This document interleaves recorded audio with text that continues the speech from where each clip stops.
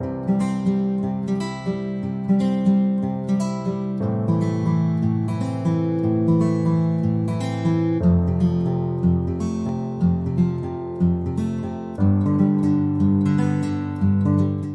hoje o nosso texto vai versar sobre a busca de Deus com sinceridade.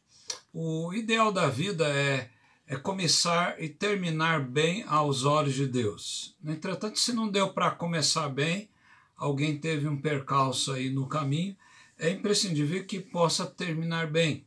Em Filipenses capítulo 1, verso 6, Paulo diz: estou plenamente certo que aquele que começou a boa obra em vós há de completá-la até ao dia de Cristo Jesus. No texto segundo Crônicas, capítulo 7, 14, que é chave para os livros aqui de Crônicas, uma vez que a igreja da velha aliança, a partir de Saul, ela segue um padrão de prosperidade, de ruína, de exílio, para depois então caminhar para uma restauração. Os livros de Crônicas nos convidam então a uma mensagem de arrependimento e de humildade. Veja que é imprescindível nós estarmos buscando o Senhor com sinceridade e com verdade. Nós já aprendemos que os crentes devem buscar o Senhor exclusivamente, não só com exclusividade, só o Senhor, mas com fidelidade ou fé, confiança nas promessas do Deus da aliança. Ezequias, ele buscou a Deus.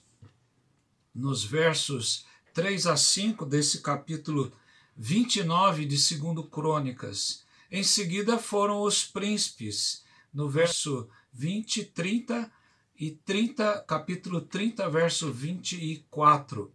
E, por fim, os sacerdotes e levitas, no verso 4, 12 a 19.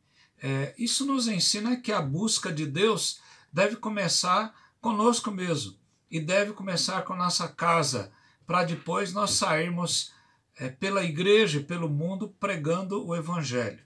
A primeira ideia que nós olhamos aqui nesse texto de 2 Crônicas, capítulo 29, é a ideia de santificação.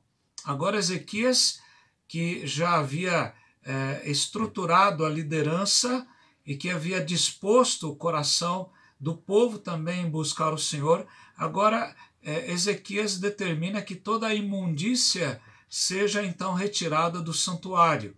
Lá no verso 5, no verso 16 desse capítulo 29, nos diz a palavra de Deus: e lhes disse: ouvi-me, ó levitas, santificai-vos agora e santificai a casa do Senhor, o Deus de vossos pais, tirai do santuário a imundícia. E no verso de número 16, os sacerdotes entraram na casa do Senhor para a purificar e tiraram para fora ao pátio da casa do Senhor toda a imundícia que se acharam no templo do Senhor, e os levitas a tomaram para a levarem fora ao ribeiro de Cedron. É interessante perceber que essa palavra imundícia aqui é usada para a impureza cerimonial. Os escritores aqui de Crônicas nos mostram que, paralelamente, esse pecado pode se referir ao pecado do próprio povo de Deus. O que ocorria é que os pais haviam prevaricado. Se nós olharmos aqui o verso de número 6, a palavra de Deus nos diz: porque nossos pais prevaricaram e fizeram o que era mal perante o Senhor, nosso Deus, e o deixaram, desviaram o seu rosto do tabernáculo do Senhor e lhe voltaram as costas. Em que consistia essa impureza relacionada com a outra impureza do Levítico? Era exatamente quando os pais, os antepassados, haviam prevaricado, haviam deixado o Senhor, fizeram o que era mal, se desviaram e voltaram as costas para o Senhor, diz o verso 6. E Ezequiel então entendeu que essa imundícia que Deus falava na sua palavra estava ligada ao templo. Então, na santificação, nós vemos que há 4 elementos aqui principais nesse texto. Primeiro, não haveria de Deus abençoar o seu povo, os seus sacerdotes e o seu rei, se de fato não houvesse essa purificação. Não haveria a bênção espiritual sem que houvesse o reconhecimento de que haveria essa imundícia no meio do povo. Segundo, isso exigiria arrependimento e uma determinação santa de não voltar a esse pecado. Em terceiro lugar, isso levou algum tempo, além de verificar que Deus não poderia abençoar, além do arrependimento, da humilhação, de uma determinação santa, há aqui um vacilo. Aqui nós percebemos aqui no verso 34, e os sacerdotes que não vieram bem preparados tiveram que contar aí com os levitas que eram mais retos de coração. Mas, no entanto, a gente pode perceber lá no capítulo 30, no verso 24, que todos acataram a Deus na decisão final. Pois Ezequias, rei de Judá, apresentou à congregação 1000 novilhos e 7.000 ovelhas para sacrifício, e os príncipes apresentaram à congregação 1000 novilhos e 10.000 ovelhas, e os sacerdotes se santificaram em grande número. Então nós percebemos que inicialmente há uma dificuldade de adesão, o vacilo de alguns sacerdotes, até o despreparo, mas Deus então, observando o comportamento, Deus então vai aceitar o sacrifício. Depois nós vamos ver na adoração por que Deus aceitou o sacrifício dos sacerdotes que não estavam devidamente santificados. Em quarto lugar, a purificação, ela iniciou-se no templo, mas ela vai atingir a cidade, vai atingir a nação. E nós vamos perceber ali no verso 3, no primeiro ano do seu reinado, no primeiro mês, abriu as portas da casa do Senhor e as reparou. E lá no capítulo 30, no verso de número 14, dispuseram-se e tiraram os altares que havia em Jerusalém, e também tiraram todos os altares de incenso e os lançaram no vale de Cedron. Então veja que nós percebemos que isso atingiu não somente o templo, não somente a cidade de Jerusalém, mas a nação toda de Israel. E se nós pregarmos a transformação da nação, nós temos que primeiro verificar como está o nosso próprio coração. Você tem buscado a santidade? A santificação é uma ordem de Deus. Nós podemos olhar isso no Levítico, podemos olhar isso no autor aos Hebreus, podemos observar isto na palavra de Deus. Pedro, quando repete o texto de Levítico, ele diz, sede santos, porque eu sou santo, diz o Senhor. Então, essa não é uma ideia da igreja, a ideia de um pastor ou a ideia de uma interpretação, mas é o que toda a Bíblia fala, a santificação. Sem a santificação, diz o autor aos Hebreus, ninguém poderá ver o Senhor.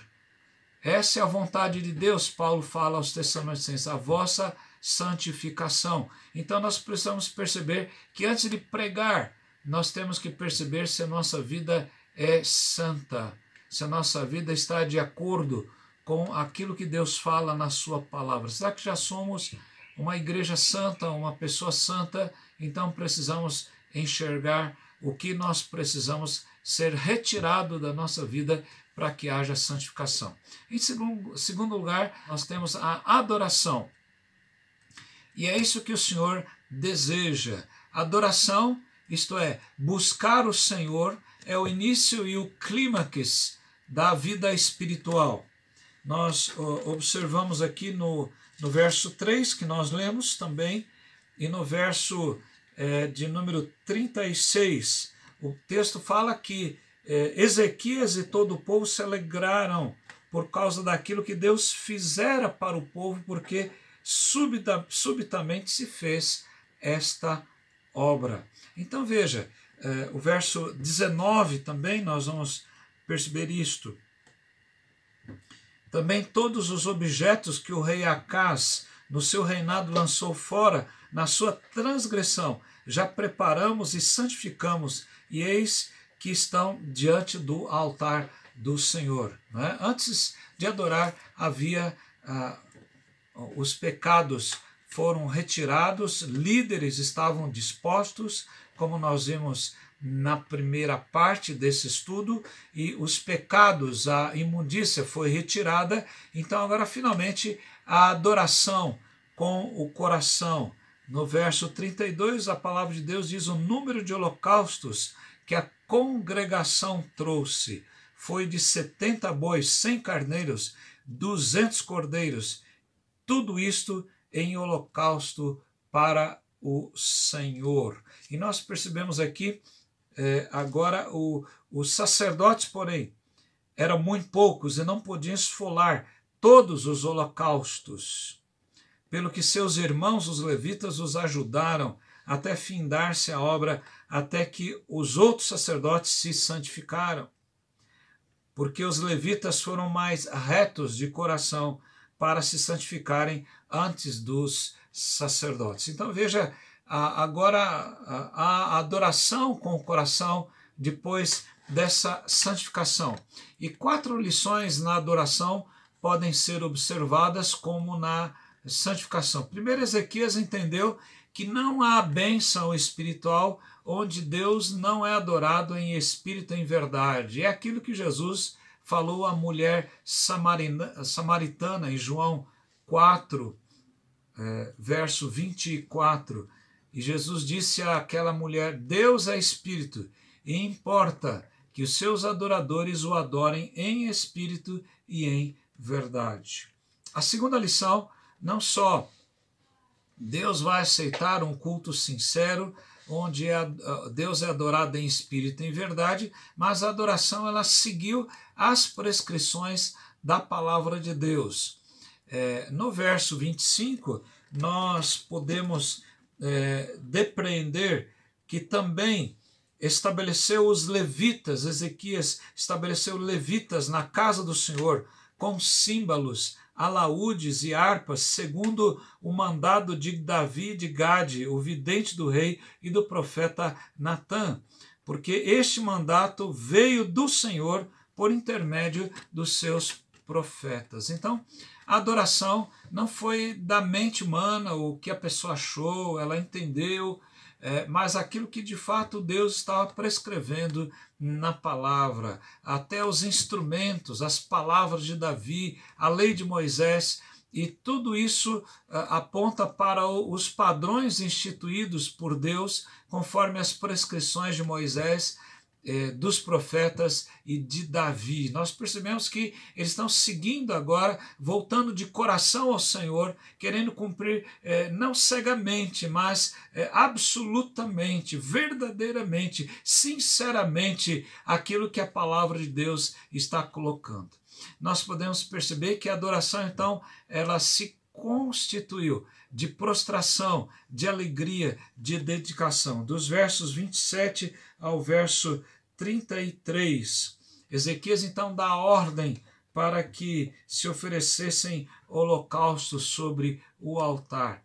E o culto agora então é realizado com ordem, com decência. As pessoas têm que adorar com o coração, mas têm que fazê-lo também com a mente. Devem louvar com integridade da sua vida. Em quarto lugar, a adoração foi feita por corações imperfeitos, mas sinceros. A congregação adorou o Senhor com o coração disposto, a despeito dos sacerdotes, de alguns sacerdotes, aliás, não estarem devidamente preparados, versos 31 e 34, como nós dissemos. Na celebração da Páscoa das tribos do norte, algumas se compareceram ou compareceram sem as purificações cerimoniais, lá no capítulo 30, no verso de número 18, porque uma multidão do povo, muitos de Efraim, de Manassés, de Issacar, de Zebulon, que não se tinham purificado e contudo comeram a Páscoa, não como está escrito, porém Ezequias orou por eles, dizendo: o Senhor, que é bom, perdoe todo aquele que dispôs o seu coração para buscar o Senhor seu Deus, o Deus de seus pais, ainda que não segundo a purificação exigida pelo santuário. Veja que Ezequias, mesmo que aquelas pessoas tivessem sinceridade, mesmo que não o fizessem com toda a purificação cerimonial, Deus usa o rei Ezequias para que ore com eles, para que o seu pecado então seja perdoado e o culto oferecido a Deus seja então aceito. Como nós podemos concluir essa breve meditação de hoje? Em suma, vemos que os líderes estavam dispostos, o povo ainda tinha que santificar-se e todos deveriam buscar a Deus com sinceridade e com pureza de coração. Na teologia, aqui nesse texto, nós dizemos que Ezequias aqui pode ser tipificado como um próprio tipo de Cristo. Cristo é o seu antítipo, isto é, o cumprimento daquilo que tudo que foi apontado por Ezequias.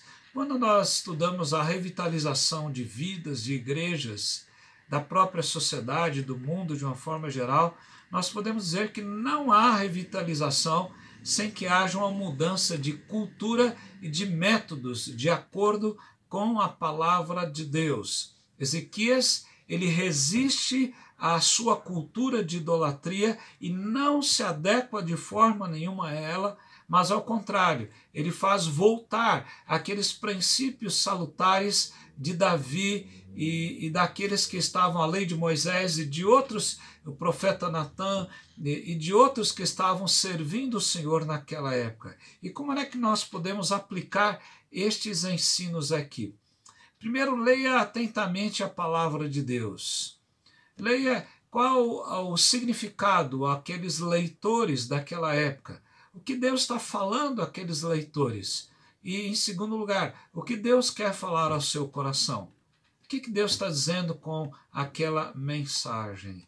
Mas disponha, acima de tudo, buscar ao Senhor com sinceridade. Em segundo lugar, faça uma limpeza do seu próprio coração, confessando os seus pecados a Cristo. O sangue de Cristo nos purifica de todo o nosso pecado, diz a palavra de Deus. E se nós confessarmos os nossos pecados, Ele, Jesus, é fiel e justo para nos perdoar os pecados e nos purificar de toda a injustiça. Abandone tudo. Em terceiro lugar, o que te impeça de ter uma vida santa e agradável aos olhos do Senhor. Quem sabe muitas tentações virão.